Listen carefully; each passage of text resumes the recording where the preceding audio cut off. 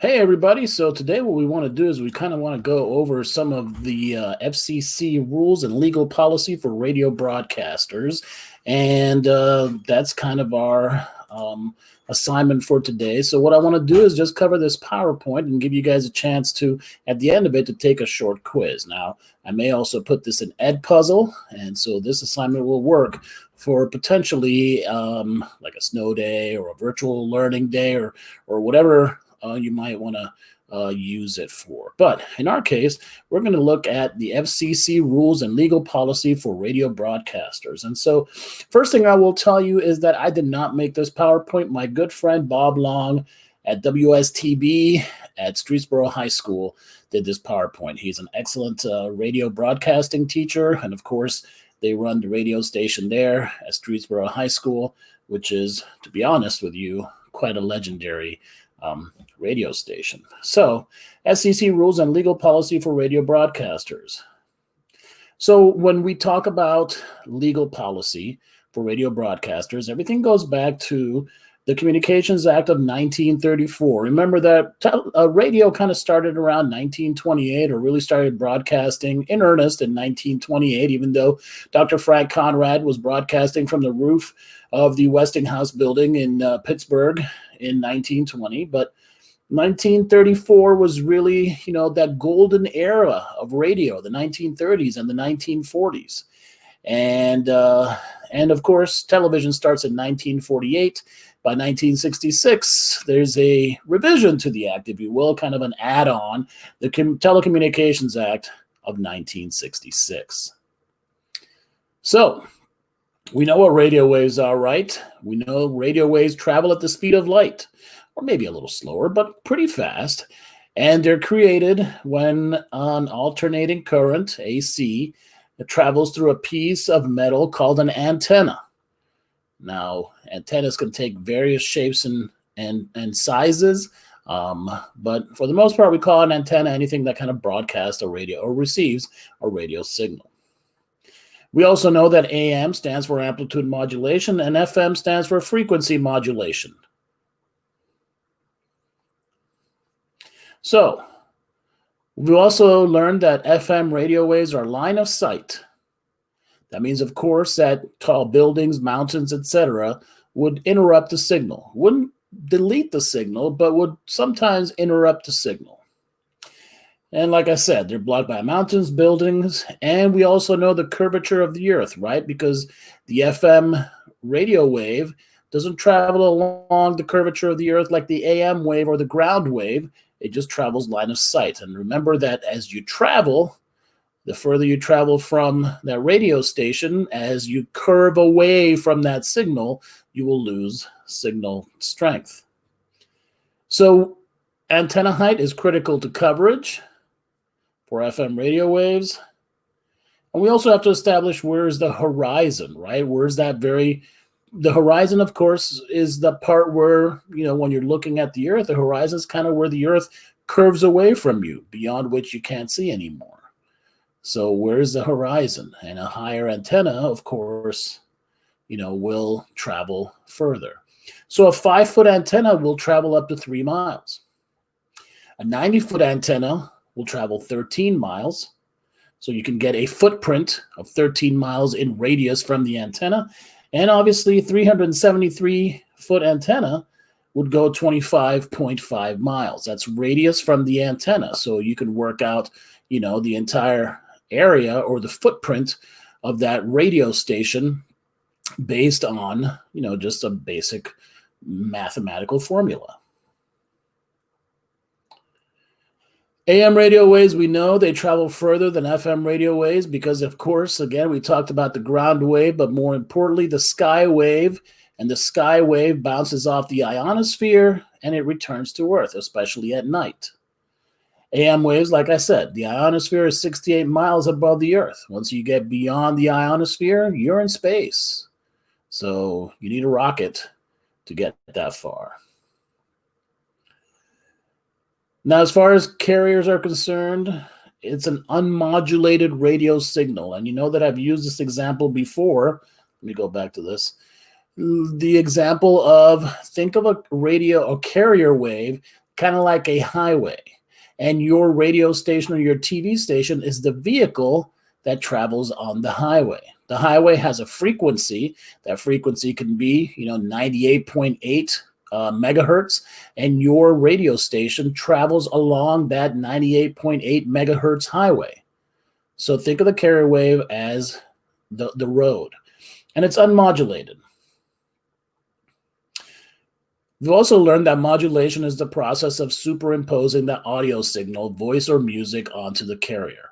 Again, once you start putting, voice or music, that's modulation. That's a change, and you're putting that on top of that quote unquote virtual highway. So the relationship of a carrier to modulation is like that of two paper cups connected by a string, right? You've done this little trick before when you were a kid. You have two paper cups, you have a string between them, you speak into one, and all of a sudden your voice is now modulating that carrier wave, that string. That string vibrates, and of course you hear it on the other side. So let's talk about radio stations and TV stations. There's a term called the air chain. And the air chain begins in a room called master control, and it ends at the antenna. So what's in that air chain? Again, we're talking about, broadcasting over the air here. So it includes all processing equipment in between. Anything from a microphone, equalizer, any kind of processing equipment that sweetens or, radio signal, video signal, or an audio signal. Those are all part of the air chain.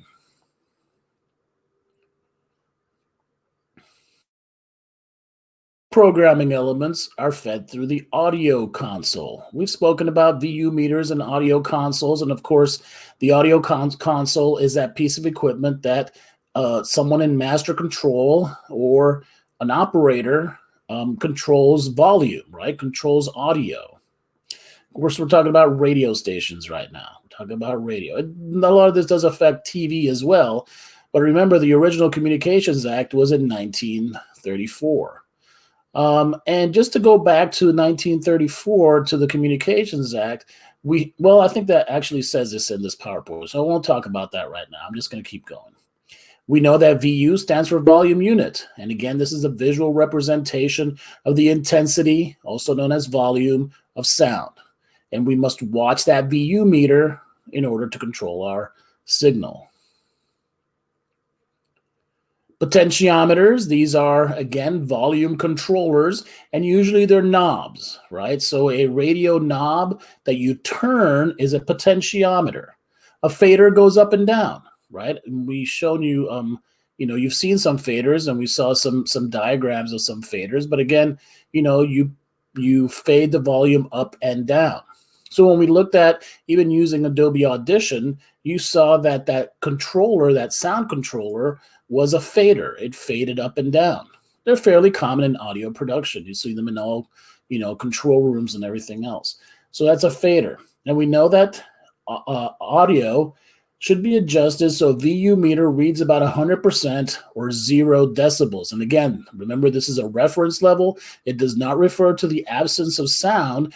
Think of 0 as the letter O, also stands for optimum or optimal. So running a VU meter higher than 100% does not make the radio station sound louder. It just makes, or your sound is distorted. And we use the term called overmodulation, okay? So again, just because you crank up the volume doesn't mean it sounds good. It just means that it sounds loud, and sometimes, of course, it's distorted. Now, what do you need to go on the air? Well, back in the day, in the 1980s and 90s, and even into the early 2000s, when I was working in radio, you needed an operator license. But now you don't need a license from the FCC anymore. And the FCC stands for Federal Communications Commission. The Federal Communications Commission controls all radio broadcasts in the United States, not just the technical aspects, frequency allocation, and so on that we've already talked about, but also content, what's allowed to be said on the air, okay? Again, we're talking about radio waves that go out on the air. So station management is responsible for training their operators, those people who go on the air. Those people who sit behind a microphone and say things have to be trained by station management. So the primary responsibility of the operator, that's whoever owns that radio station, is to make sure the FM transmitter, or if you're working in an AM station, the AM transmitter, is operating within legal parameters. Within legal parameters. So, an FM transmitter, and again, think of a transmitter like a, like a big power box that controls both intensity, all right, so power, wattage, and frequency. And so the FM transmitter transmits the radio wave out to the public. Maximum power for a transmitter is 105%. What does that mean? 105%. I thought the best was 100. Well, of course, you can always, go over a little bit. But if you're exceeding 105%, the operator must bring the transmitter back within tolerance or shut it down within 3 minutes.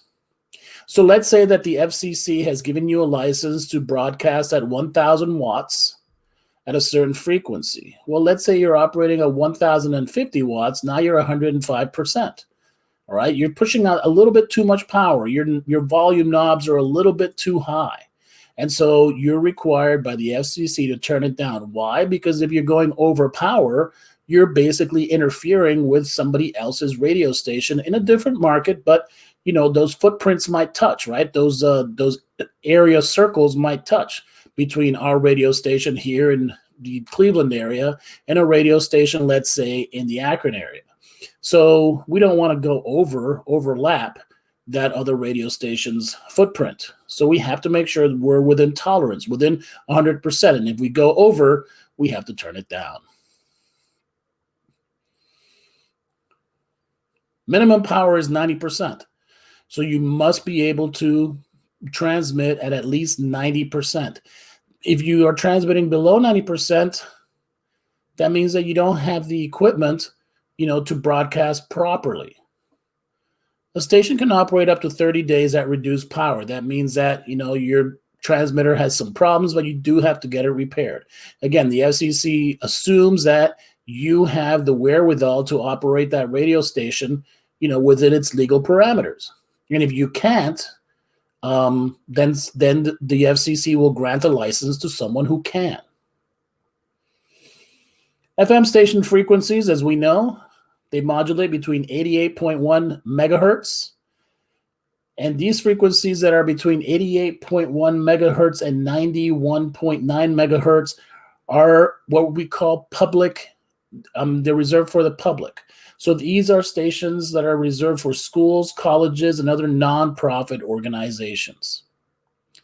So when you look at some of these radio stations that are in colleges or some of these radio stations that are in high schools, their frequencies won't go over 91.9. Remember that the whole spectrum of frequencies goes up to 107.9, and most of the commercial radio stations operate beyond 91.9. There are some that operate, inside of that 88.1 and 91.9 band, but these are usually reserved for a church, a school, or a university. And so when you go to Kent State University, WKSU is 89.7. There's WCPN, which is a Cleveland Public Radio. That is, I believe, 91 point something. All right. 88.1 is a WZIP. I think that's University of Akron. And the radio station at Streetsboro High School is within that band of 88.1. So again, the FCC grants licenses to organizations who want to operate radio stations within these bands. And a lot of them are what they call low power FM. So when you go to the drive-in movie and you tune your radio in to a certain frequency at the drive-in movie, that frequency 9 out of 10 times will be inside of the 88.1 and 91.9. Those guys that do their Christmas lights and you go to their house and you tune into a radio frequency, generally those frequencies will be within 88.1 and 91.9.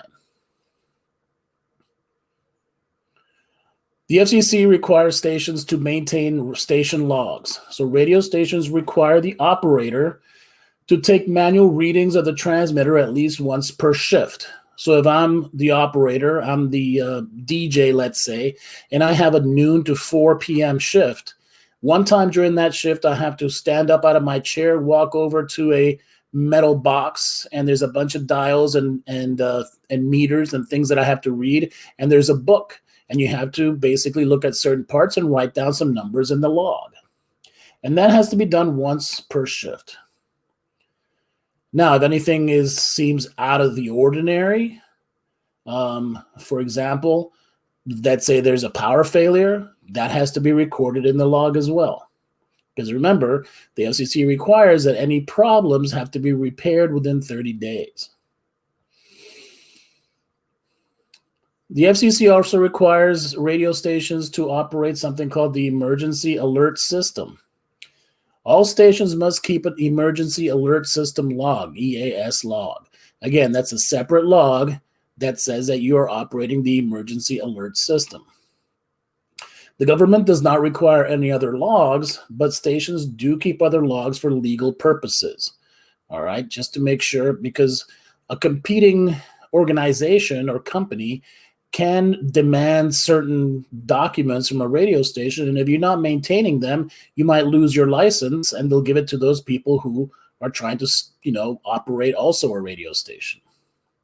So the EAS is required because the purpose of the EAS is to communicate any emergencies to the public. So this was really developed during the Cold War, but the purpose of the EAS was, let's say, there is a nuclear bomb coming, then, that has to be broadcast to the public. For the most part nowadays, the EAS is something like, there's a weather alert. And a lot of times you hear the radio station making a weather alert. Or the TV station, while you're watching TV, you'll see a band along the top that has some information. That would be the EAS. Sometimes the Amber Alert comes on. That's part of the EAS system as well. So again, it's most often used to alert listeners or viewers of severe weather, hurricanes, tornadoes, floods, snow, etc. And the government requires the EAS test to be conducted once per week at any time. And so a lot of times you hear an EAS test because a lot of times they're conducted in the middle of the night. But remember, I don't know if you've ever listened to the radio, but you might hear someone say, this is a test of the Emergency Alert System. This is only a test. That's what that is. So most stations have specific procedures for conducting an EAS test. Radio stations that I worked at usually had different procedures for doing their EAS. And you, as an operator, you do not have to conduct a test unless the radio station tells you to do it. But if you do one, you have to write it in the EAS log that you conducted a test. If you fail to conduct an EAS test, again, you have to conduct an EAS test once a week, right? Let's just go back. If you don't do the EAS test, the government can fine you $10,000. And again, FCC, Federal Communications Commission. So you have to do the EAS. Of course, now we're living in an era where radio stations no longer have to be attended. Back in the day, there always had to be a DJ, at the radio station just in case something happened. Well, as of 1996, which seems like a long time ago, but it's 25 years ago now. We now have technology and equipment that does not require an operator to be at the radio station. Originally, we could just communicate remotely with a computer running the radio station. And of course, when you think of, running Spotify or Apple Music on your iPhone or your computer, that's basically where we are right now with a lot of radio stations. They're using software like that where they don't have to pay a DJ to sit at the radio station anymore. So that's cheaper for the station. So as of 1996, radio stations do not have to be attended 24 hours a day. But again, if there are certain tests that you have to conduct, the log reading and the EAS test, those have to be done. So somebody does have to be there part of the time. And usually during normal business hours, there will be some people there, in case somebody asks for a copy of the public file. So what's the public file? Well, the public file is a file that demonstrates that the radio station is operating within guidelines set forth by the FCC, because the FCC, when it first came around, remember, radio waves that come out of an antenna float in the air, right? And the air is public property. So when I'm sitting here right now, doing this recording, I'm sitting in an area where radio waves might be in that room, right? So that is part of the air. It belongs to the public. And so anything that's broadcast over the public airwaves must be broadcast in what they call the public's interest, convenience, and necessity. These are three very important words for the FCC. When the Radio Act first came around, those were three very critical words. And every station has to prove, if somebody asks to see their public file, that they're broadcasting in the public's interest, convenience, and necessity. How do you do that? Well, that's where a bunch of lawyers get involved. But the public file is basically where those logs are kept. Things like the transmitter log or the EAS file or things like that. Okay, so those are important. So the public file must be made accessible to the public weekdays during normal business hours, usually between 9 a.m. and 5 p.m. So somebody has to be at the station during those hours. It could just be, some kid you pay or a secretary or something like that. But somebody must be there between 9 a.m. and 5 p.m. just in case somebody asks for a copy of the public file. And again, usually who would ask for a copy of the public file? Well, somebody who doesn't like your radio station, somebody who wants to sue you, or someone who wants to take your license, who wants to operate their own radio station. So somebody, like I said, has to be at the station during normal business hours. Again, you don't have to have a DJ there in the middle of the night. You can just have a computer running things, but you have to have somebody there that can give somebody access to the public file. Now, when someone shows up at your station and says, "I want a copy of the public file," you're not allowed to ask why if they want to see it.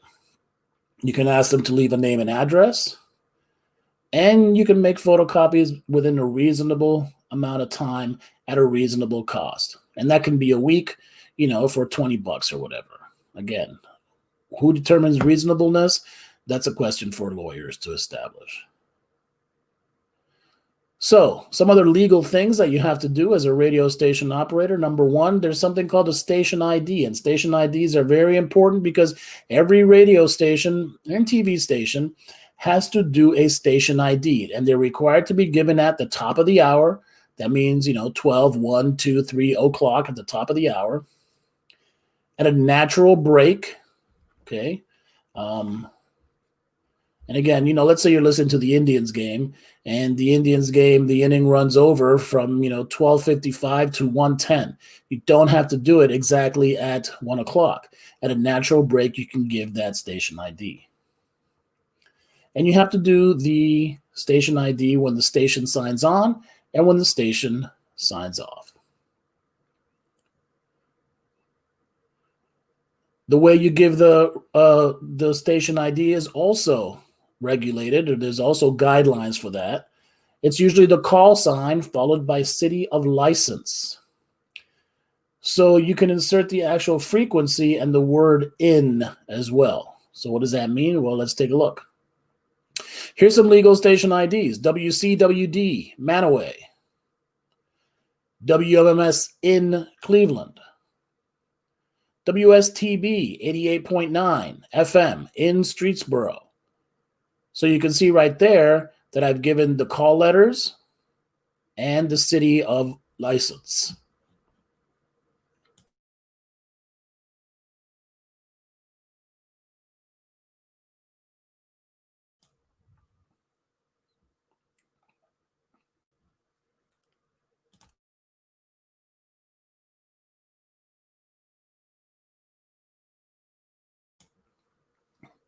All right, you can also use nearby cities that your signal reaches after the legal ID.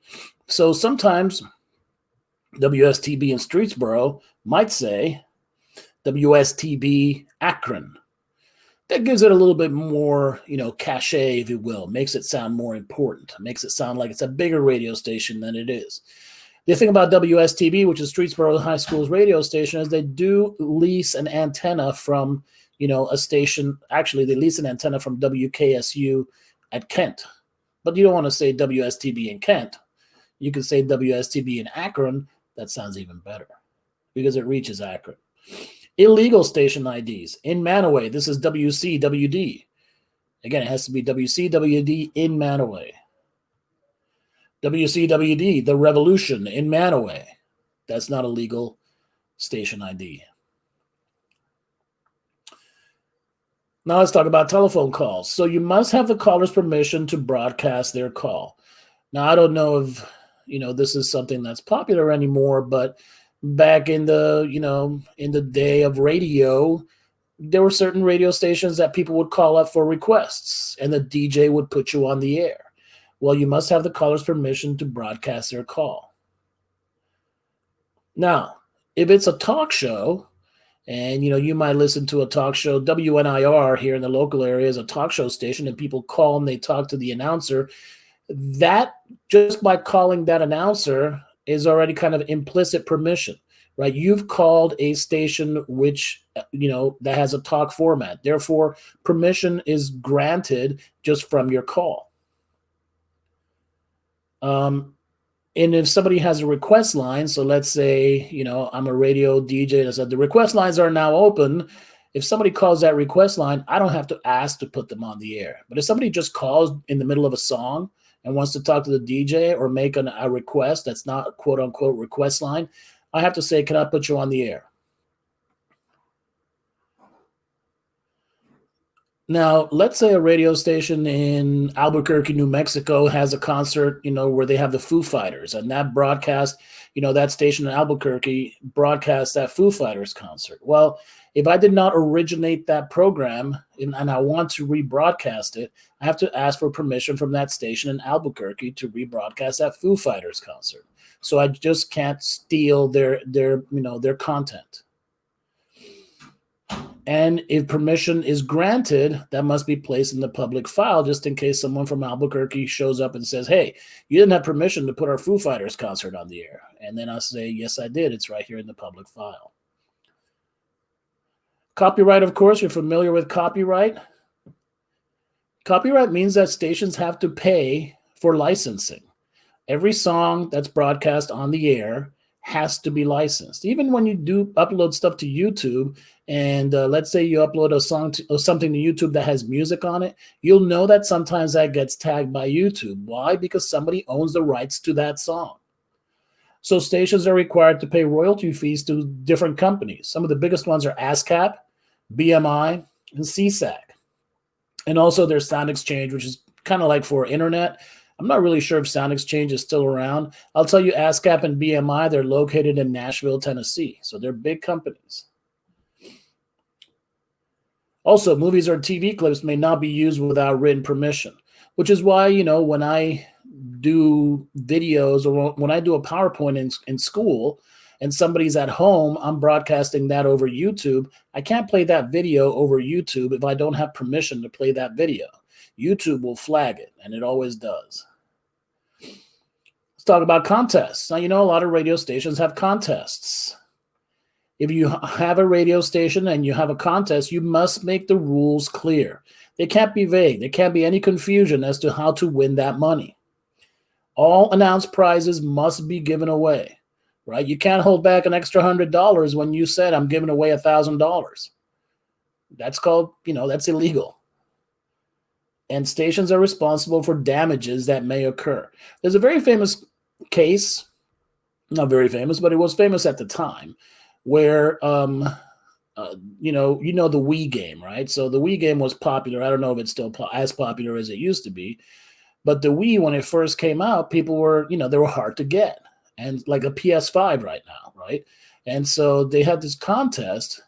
It was actually called Hold Your Wii for a wee, which means basically that they would make you drink a lot of water, and then you would have to stand there, and the last person to have to go to the bathroom would win the wee. Well, somehow the person was there so long, their electrolytes got messed up and they passed out. They had to go to the hospital. So the station got sued, and you're responsible for damages that occur from a contest you might have. Payola was something that was very big in the 1950s, 60s, 70s. It's basically accepting or agreeing to accept anything of value in return for playing music or any other material. All business that a radio station has with a music company or a advertiser must happen through the radio station. There can't be any kind of underhanded dealings going on between DJs and advertisers or, record companies. So that's illegal. Everything has to go through the station and be legal, has to be on the up and up. Accepting money is called payola. And a lot of guys in radio got sued and kind of went to jail back in the day for accepting, money from, basically it was record companies that said, if you play my artist, I'll give you, X amount of dollars. That was payola. Plugola is kind of the same thing, but again, plugola deals with promoting stuff. So let's say I have a DJ service, which I do, and I go on a radio station. I can't plug my DJ service. I can't say, hey, by the way, call my DJ service and I'll DJ weddings for you, without paying the radio station for that advertising time. It's not fair that I get to advertise my products while another DJ or another company has to pay. So that's plugola. I can't plug my own company without paying. Of course, drug lyrics used to be, again, when stuff goes out over the air, then that belongs to the public. And public also includes children. So that's where this thing kind of comes in. It also, comes in people who are religious, let's say, or who are, have certain moral reservations. I'm not really saying that very well, but I think you get the drift. So again, when it comes to drug lyrics, licensee, that's the radio station, they must use their discretion. Songs should not promote the use of drugs, and each station should have their own screening policy. So obviously there are stations that play certain formats of music, and certain formats may, have lyrics that are more drug related. I wouldn't say anybody's pro-drug, but let's say they're, they use drugs in their lyrics. Some stations can get away with it because we assume that that's the format they play. But you can't suddenly play a drug song on a country station. I don't know if that's a good example, but there you go. So that's drug lyrics. What about language?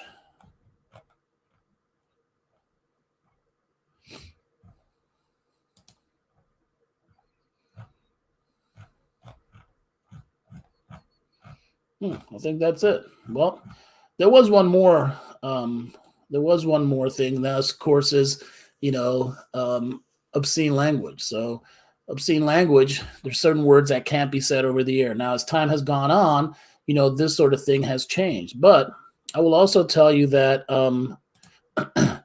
that as times have changed, there's still certain legal things that radio stations must do. But again, when you're broadcasting over the air, when you have a radio station that you listen to in your car, that has to broadcast in the public's interest, convenience, and necessity. But when you're broadcasting something, over the songs that people are downloading, Apple Music, well, that's something that somebody pays for, right? Or when something is on cable, that's something somebody pays for privately. That's an agreement between you and that company to download and listen to certain content. So those aren't regulated in the same way that things that go out over the air are regulated. So hopefully that gives you a little bit better understanding of some legal policy. So, like I said, obscenity is not as regulated as it used to be. But of course, over the air it is, because it affects, again, children and so on and so forth. So that's legal policy for you from the FCC. Again, thanks to Bob Long at WSTB at Streetsboro High School. And so that's it.